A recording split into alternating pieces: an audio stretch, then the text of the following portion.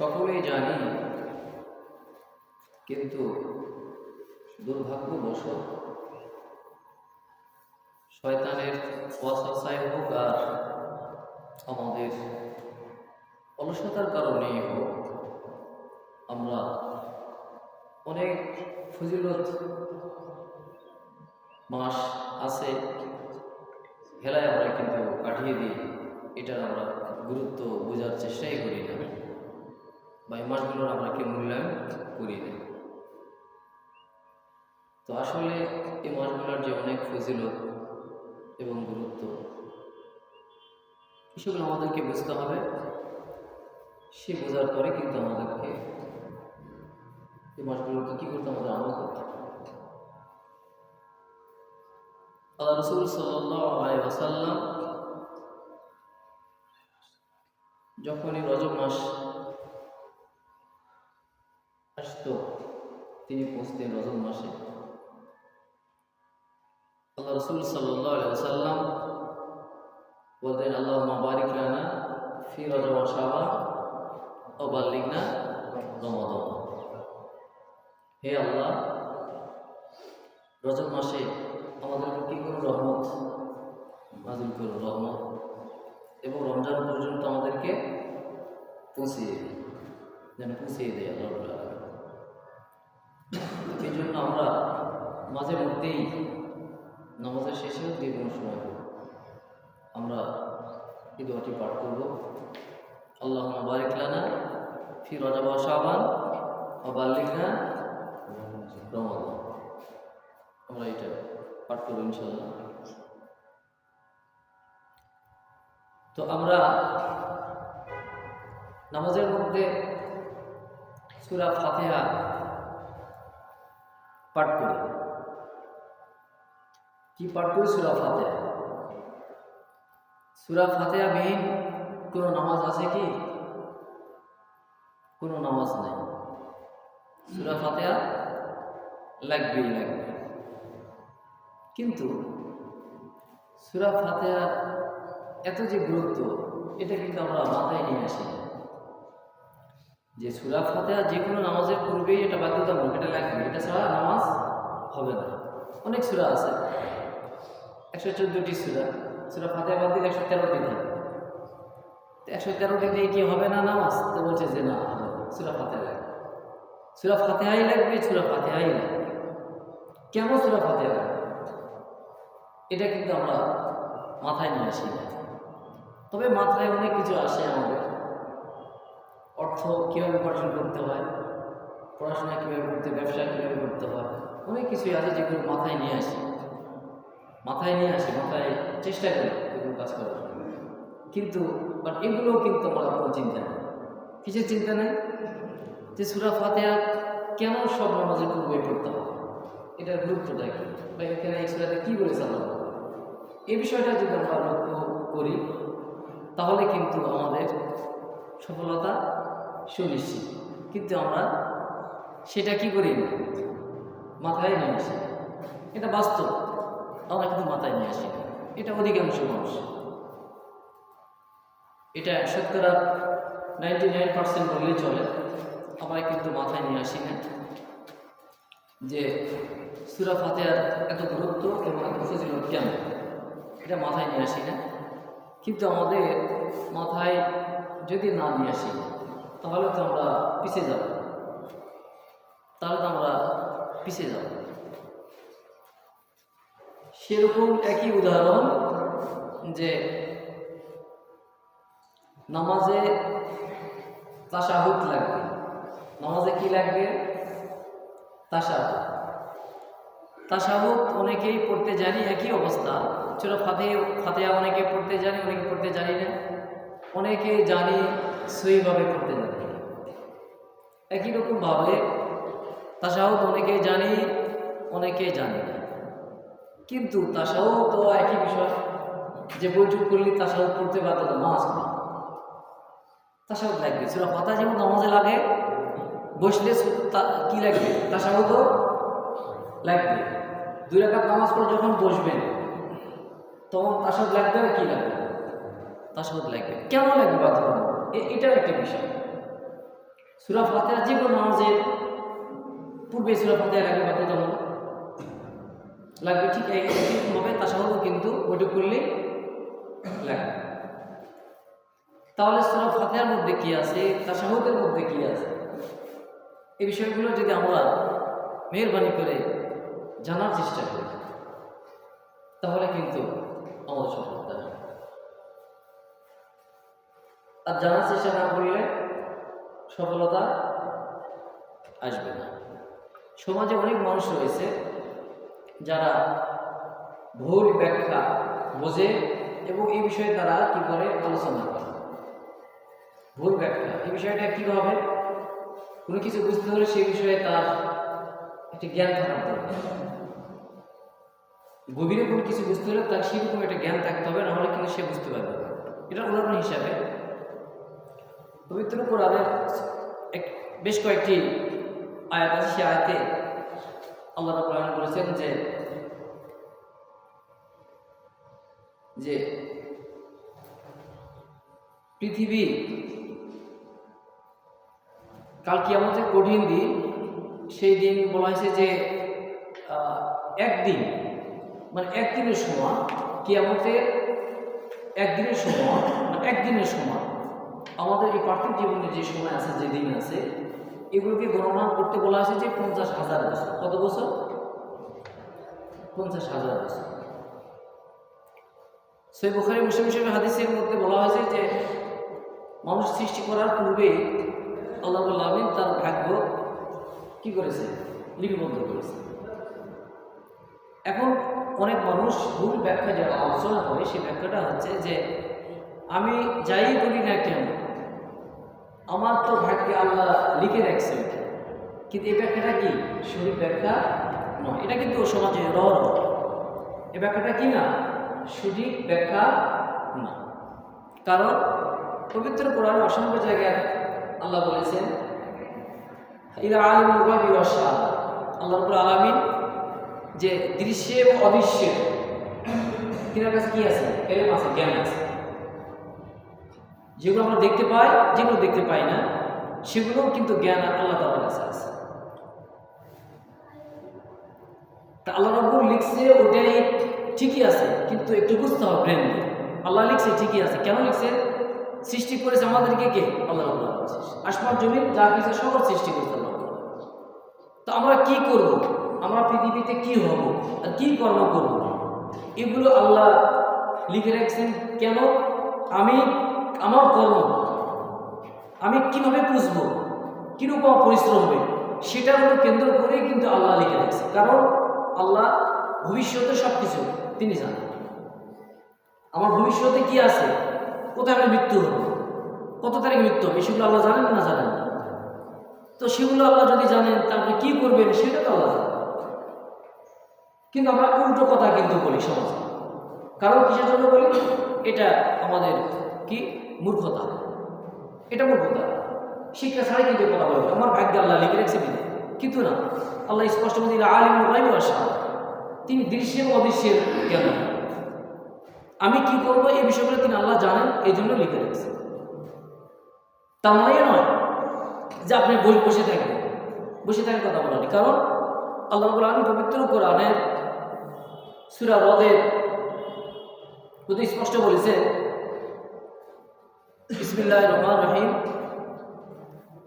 যালিকা, তার কারণ এই যে বিআন্নাল্লাহ, আল্লাহ লা ইয়াকু, কখনো মুগায়্যিরান পরিবর্তন করেন না, নিমাতান, সেসব নিয়ামত, আনআমাহা আলা কওমিন, যা তিনি কোনো জাতিকে দান করেছিলেন, হাত্তা ইউগায়্যিরু মা বিআনফুসিহিম, যতক্ষণ পর্যন্ত না সে নিজে পরিবর্তিত করে দেয় নিজের জন্য নির্ধারিত বিষয় আল কোরআন।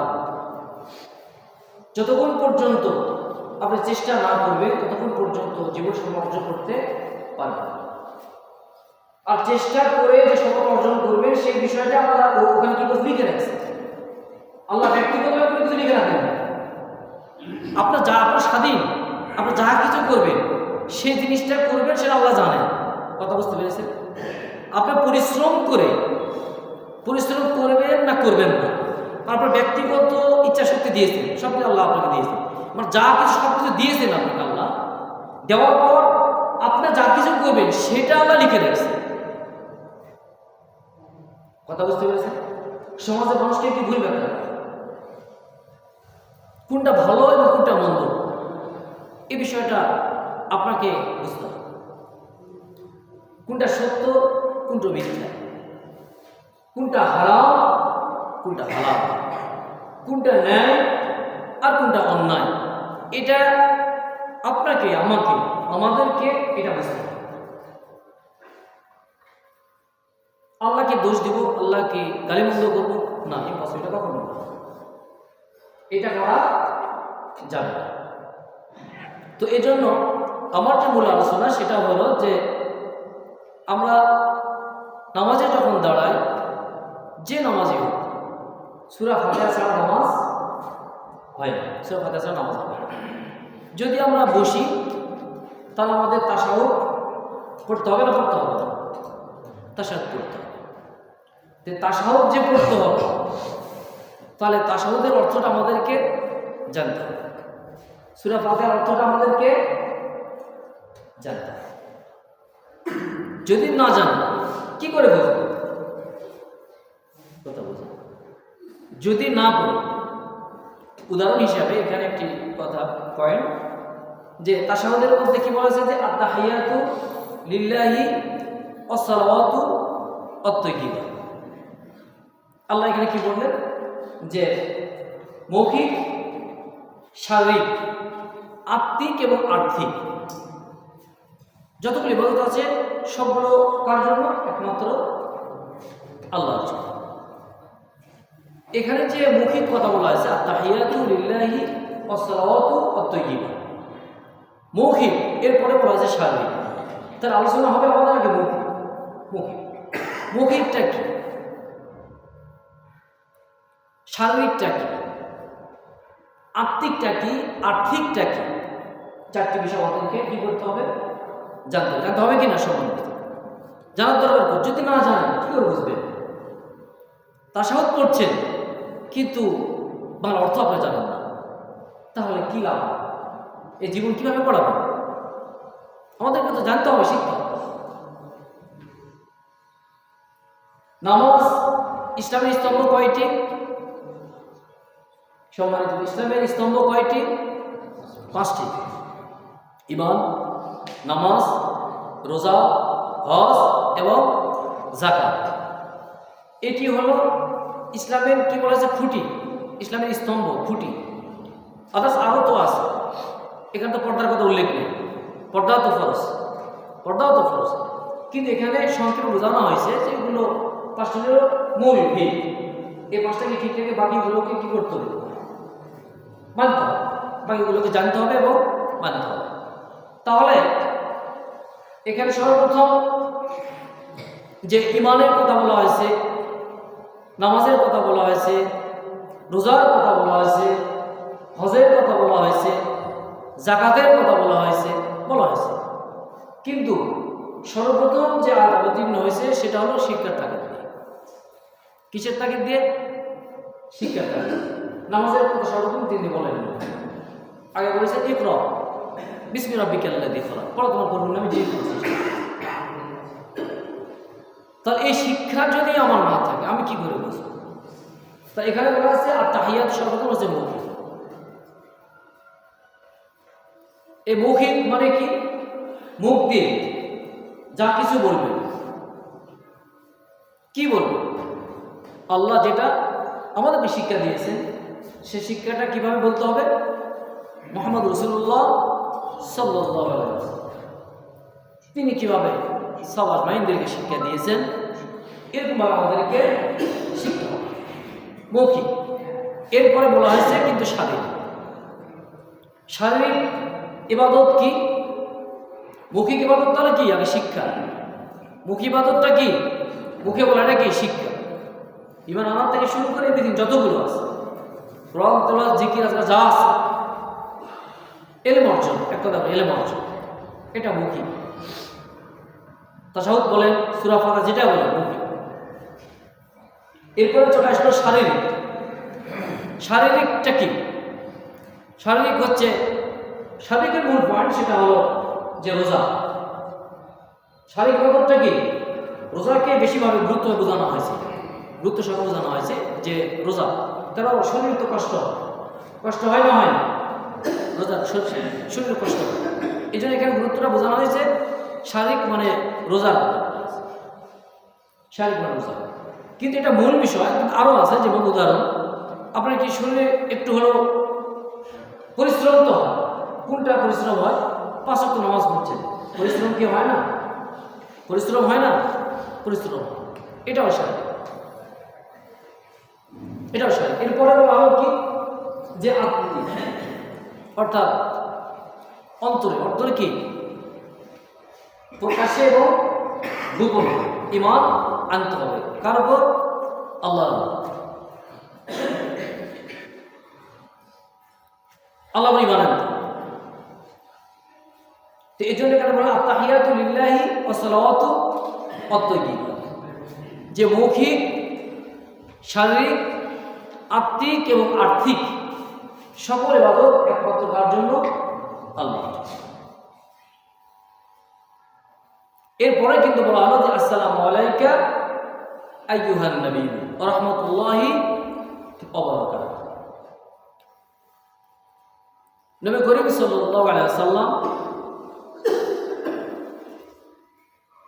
যে আপনার উপর বর্ষিত হোক আল্লাহর পক্ষ থেকে রহমত, বরকত এবং শান্তি, এবং আমাদের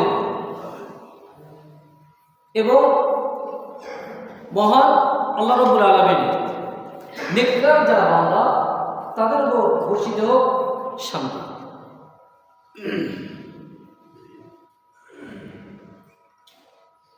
তারপরে বলা হলো যে আশহাদু আল্লা ইলাহা, আমি সাক্ষ্য দিচ্ছি যে আল্লাহ ছাড়া কোনো উপাস্য নেই বা ইলাহ। আশহাদু লা ইলাহা ইল্লাল্লাহু ওয়া আশহাদু আন্না মুহাম্মাদান আবদুহু, যে আমি আরো সাক্ষ্য দিচ্ছি যে হযরত মুহাম্মদ সাল্লাল্লাহু আলাইহি ওয়াসাল্লাম তার প্রেরিত কি আগে বান্দা এরপরে রাসূল, আগে বান্দা এরপরে প্রেরিত রাসূল। তাহলে আমাদেরকে এই তাশাহুদ আমাদেরকে আগে বুঝতে হবে যে মৌখিক, শারীরিক, আত্মিক এবং আর্থিক সকল ইবাদত কার জন্য হবে? একমাত্র আল্লাহর। সহিহ বুখারীর প্রথম হাদিস, ইন্নামা আমালু বিন্নিয়াত, যে মানুষ যা কিছু করবে সেটা তার নিয়তের উপর নির্ভর করে। নিয়তটা হতে হবে স্পেসিফিক, নিয়তটা হতে হবে সঠিক। যদি সঠিক না হয় এগুলো করেন বলেন, তাহলে করাই হলো, সেটা লোক দেখান, মানুষ জানলো, পার্থিব জীবনে সকল মানুষ জানলো যে আপনি এগুলো করছেন। নামাজ পড়ছে, মুখে বলছে, কিন্তু অন্তরে অন্য কিছু আছে। টাকা দিচ্ছেন নিজের সম্মান ফুটানোর জন্য, মানুষ সম্মান বৃদ্ধি করার জন্য, সব কিছু দেখেন। তাহলে আপনি কীভাবে ইহকাল পাবেন, কিন্তু পরকালে কিছু পাবেন। এজন্য আমাদের কি করতে হবে?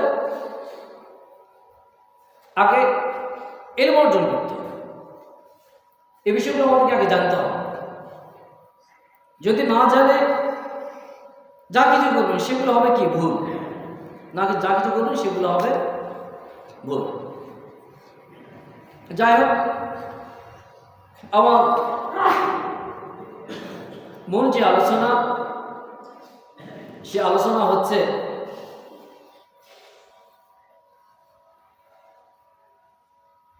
عن ابن شهاب قال إن المسيب قال أبو هريرة رضي الله عنه أتى رسول الله صلى الله عليه وسلم ليلة أسرى بإلياء بقدحين من خمر ولبن فنظر إليهما فقطع اللبن قال جبريل الحمد لله الذي هداك للفطرة لا أخذت الخمر غوات أمتك। সহিহ বুখারীর 8ম খণ্ডের 4351 নম্বর হাদিস, যা উল্লেখ আছে 281 পৃষ্ঠায়। এই হাদিসে হযরত ইবনে শিহাব রাদিয়াল্লাহু আনহু হযরত মুসাইব রাদিয়াল্লাহু আনহু থেকে হযরত আবু হুরায়রা রাদিয়াল্লাহু আনহু বর্ণনা করেন যে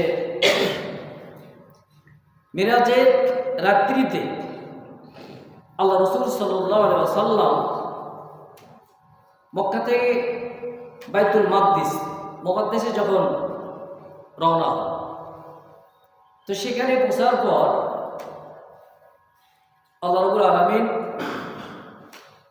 তার আপ্যায়নের জন্য মুহাম্মদ রাসূলুল্লাহ সাল্লাল্লাহু আলাইহি ওয়াসাল্লামের আপ্যায়নের জন্য আল্লাহর পক্ষ থেকে হযরত জিবরাইল আমিন আলাইহিস সালাতু ওয়াস সালামের মাধ্যমে 2টি গ্লাস দিয়েছিলেন।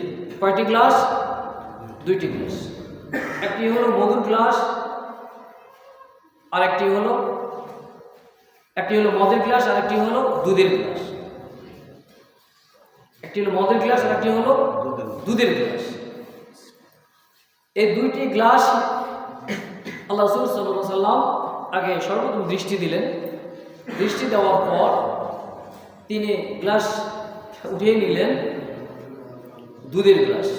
কোন গ্লাস উঠিয়ে নিলেন? দুধের গ্লাস। যখন আল্লাহ রাসূল সাল্লাল্লাহু আলাইহি ওয়াসাল্লাম দুধের গ্লাস উঠিয়ে নিলেন, ঠিক সেই মুহূর্তে জিবরাইল আমিন আলাইহিস সালাম বলে উঠলেন আলহামদুলিল্লাহ। একথা বললেন যে আল্লাহ আপনাকে সবক ধর্ম অর্থাৎ দিন ইসলাম কি করেছেন? আপনাকে দেখিয়েছেন। যদি এটা না করতো তাহলে আপনার উম্মতরা কি হয়ে যেত? পথভ্রষ্ট হয়ে যেত। আপনার উম্মতরা পথভ্রষ্ট হয়ে যেত। তো এই জন্য আল্লাহ রাসূল সাল্লাল্লাহু আলাইহি সাল্লাম সেখানে একটি পরীক্ষা দিয়েছিলেন। সে পরীক্ষাতে উনি উত্তীর্ণ হয়েছে। উনি কি হয়েছে? উত্তীর্ণ হয়েছে। তাহলে আমরা আল্লাহ রসুলের উম্মত আমাদেরকে কি করতে হবে? উত্তীর্ণ হতে হবে। আমাদের পরীক্ষা অবশ্যই নেবে। আমাদের পরীক্ষা আল্লাহ রাব্বুল অবশ্যই নেবে। পরীক্ষা ছাড়া সফলতার কোনো কি নাই, সুযোগ। কোনো বাচ্চারা যখন স্কুলে যায়, স্কুল কলেজ যেখানে সাময়িক হোক বাৎসরিক হোক, পরীক্ষা অবশ্যই থাকে। পরীক্ষা ছাড়া তাদের কি হবে? ক্লাস চেঞ্জ হবে, তাদের মূল্যায়ন হবে না। পরীক্ষার মাধ্যমে তাদের কি হবে? মূল্যায়ন। এই জন্য আল্লাহ রাব্বুল আলামিন পবিত্র কোরআনের সূরা বাকারা 155 নম্বর আয়াতে স্পষ্ট বর্ণনা করেছেন, ওয়ালা নাবলুওয়ান্নাকুম বিশাইইন মিনাল খাউফি ওয়াল জুই ওয়া নাকসিম মিনাল আমওয়ালি ওয়াল আনফুসি ওয়াত থামারাত ওয়া বাশশিরিস সাবিরিন। আল্লাহ বলেন, এবং অবশ্যই আমি তোমাদেরকে পরীক্ষা করব কিছুটা ভয়, ক্ষুধা, জানমালের ক্ষতি, ফল ফসল বিনষ্টের মাধ্যমে। তাদেরকে সুসংবাদ দিন যারা সবর করে বা ধৈর্য ধারণ করে। সুবহানাল্লাহ হামদি সুবহানাল্লাহিল আযীম। তারা অবশ্যই আমাদের কিন্তু পরীক্ষা দিবে। এই পরীক্ষাটা আমাদের অর্জন করতে হবে। তাহলে পরীক্ষা যদি অর্জন করি তাহলে আমাদের এলম অর্জন করার বিকল্প কিছু নেই। আমাদেরকে জানতে হবে, প্রয়োজনীয় যতটুকু আমাদের, কোনটা হারাম আর কোনটা হালাল, এগুলো বেঁচে থাকার জন্য আমাদের কিন্তু কি করতে হবে? আমাদের জানতে হবে। এই প্রসঙ্গে আল্লাহ রাব্বুল আলামিন পবিত্র কোরআনে 3 জায়গায় বলেছেন, ফাসালু আহলা যিকরি ইন কুনতুম লা তা'লামুন, যে তোমরা যা জানো না, আর যারা জানে বা যাদের কাছে ইলম আছে তাদের কাছে যাওয়ার জন্য নির্দেশ স্পষ্ট, তাদের কাছে জানিয়ে দিতে হবে। ফাসালু আহলা যিকরি ইন কুনতুম লা তা'লামুন, তোমরা যা জানো না, যারা জানে তাদের কাছে তোমরা কি করবে? জেনে নেবে। তো এই জন্য যেগুলো আমরা জানি না সেগুলো আমাদের জানার চেষ্টা করতে হবে। যদি আমরা জানার চেষ্টা না করি তাহলে কিন্তু আমাদের প্রতিনিয়ত ভুল হবে। এই ভুল থেকে বাঁচার জন্য অবশ্যই আমাদেরকে জানতে হবে। আরেকটি বিষয়, সে বিষয় হচ্ছে যে আরবি এই মাসের নাম কি?